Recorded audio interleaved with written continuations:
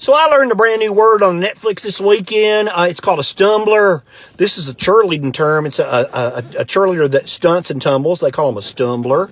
And our cheerleaders know this, but I didn't. So then I got to thinking, we got some words in erducation people might not know that maybe we need to share. The first one is called a shurinal. This is when someone poops in the urinal. We call it castrating. We got a shurinal situation down here on the primary wing. This is when a kid poops in the urinal. And then the teacher that's in charge of all the proctoring and assigning who's going to proctor which classroom for assessment, that person's the proctologist. They're the expert on proctoring. We got proctologists in our school. And then if you bend over and you get a wedgie in your classroom because you're picking things up, you can't just fix the problem right there in front of your class. So you got to exit the class. We call that a wexit. You exit the classroom and fix the problem and come back in. That's called a wexit. And then a somedich. This is somebody who's on social media, a parent that's on social media, bad-mouthing the school and the teachers. We call them a somedich. Social media they're itching to get on social media and badmouth.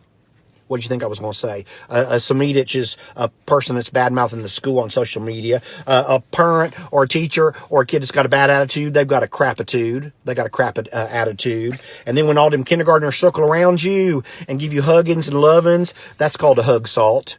Like an assault, you got hug salted. We love that one. And then that crazy parent that's always blaming the school and their kid is perfect and they're beeping in the car rider line. That crazy parent, we call them a crass rent.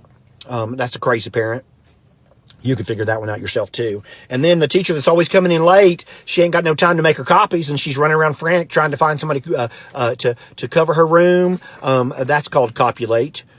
She came in way too late to make her copies. It's copulate. And then this is what we do every weekend. It's called grotching. It's watching TV while we're grading papers. What did you do this week? Oh, I grotched Netflix. So you're watching Netflix and grading your papers. And then this is what we do on planning our single day. What'd you do in planning today? Oh, I copeat. I got to copeat. That's copy, pee, and eat. It's combining them all together. I got to go copeat. And then this is snoffing, snoff. It's a sneeze and a cough. Quit snoffing all over the room. Go to the nurse. Kids do that all the time.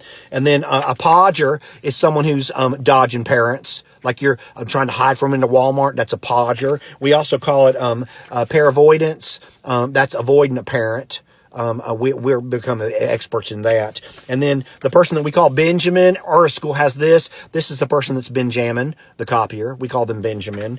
And then the person that's in charge of the laminator, that teacher's called the Terminator. Isn't that great? And then someone's got an extra side job. We call them a tuber, a coober, a poober, a teacher uber, counselor uber, para uber. That's somebody's got a side job. And then the person that we call is overworked, underpaid, underappreciated, but unbelievable dedicated. We call erducator. I hope that you can learn these educational terms.